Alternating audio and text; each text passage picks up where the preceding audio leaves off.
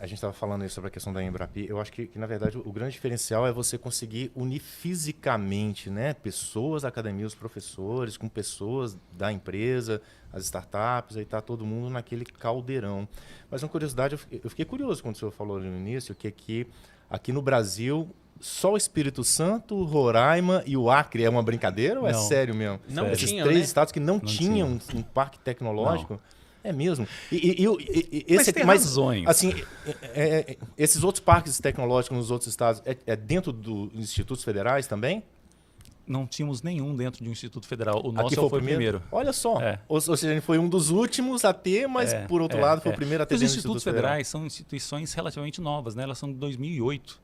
Elas foram criadas em 2008. E antes disso, os Cefet que havia à época, eles não a questão de curso superior era diferente. Nós tínhamos tecnólogos, não havia uma força de pesquisa. A nossa força de foco não pesquisa era era esse. muito recente. Então, essa ideia de ensino, pesquisa e extensão, ela vem a partir de 2008, mais fortemente, né?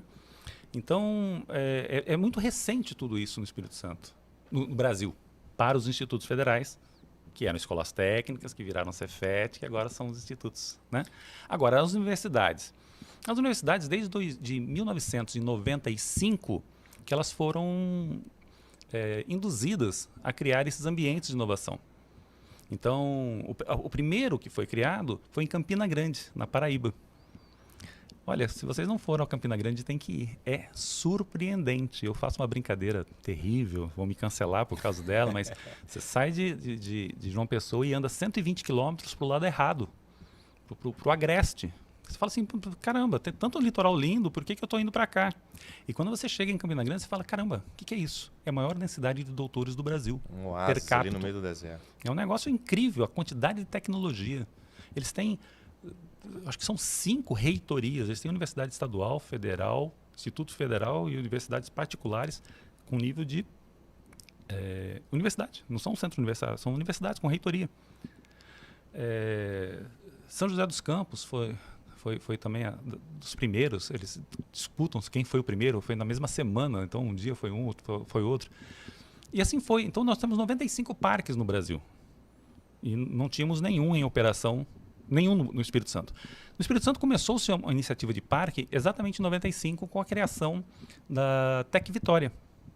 Álvaro Abreu, que é uma figura ímpar, se vocês puderem, entrem em contato, tragam para falar. Ele foi um cara, assim, um cara extraordinário, já aposentado. E ele foi o cara que criou a Tec Vitória, a partir de uma iniciativa do governo, que era o Projeto Gênesis. Qual era a ideia do governo federal na época? O Brasil tem tinha na época, eu acho que 0,3% ou 0,4% do software no mundo. A ideia é que o Brasil tivesse 1%, que é o que Israel tinha àquela época. Então, o que aconteceu? Eles deram um incentivo muito grande para se criar incubadoras que iam em direção a parques tecnológicos. E isso aconteceu no Brasil todo. No Espírito Santo criou-se a Tec Vitória, mas ela acabou não despontando. Por quê? Por causa o Arlindo Vilasques é um professor da UFES, da área de economia, talvez um dos maiores especialistas no mundo. Arlindo Vilasques é um dos maiores especialistas no mundo sobre o Sistema Nacional de Inovação. E ele e José Cassiolato, lá da Federal do Rio de Janeiro, desenvolveram todo um conjunto de estudos sobre por que o Brasil ficou meio atrasado nessa questão. Não da inovação, nós sempre fomos inovadores. Ser inovador não é uma característica capixaba, nem do Brasil, nem da América. Somos inovadores porque somos seres humanos. Agora, é diferente você ser inovador no Espírito Santo, ser em São Paulo, ser em Santa Catarina, em Recife ou no Vale do Silício. É diferente, porque as oportunidades para nós todos que somos inovadores são diferentes. Lá no Vale do Silício, o conjunto de oportunidades é muito maior, exponencialmente maior. A oferta de capital também. Oferta de capital, oferta e a cultura. Sena, a cultura é o elemento fundamental, mais do que o capital. Há uma cultura da inovação.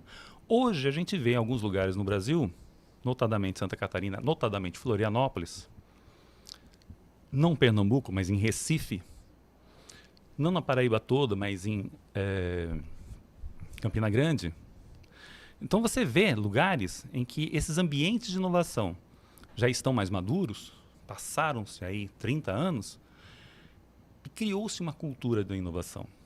Então você estudar, fazer ensino médio, fazer faculdade, fazer graduação, pós-graduação, mestrado, doutorado, e você ir em direção a uma startup ou ir em direção a trabalhar no setor de inovação de uma empresa é natural. Aqui ainda é algo extraordinário.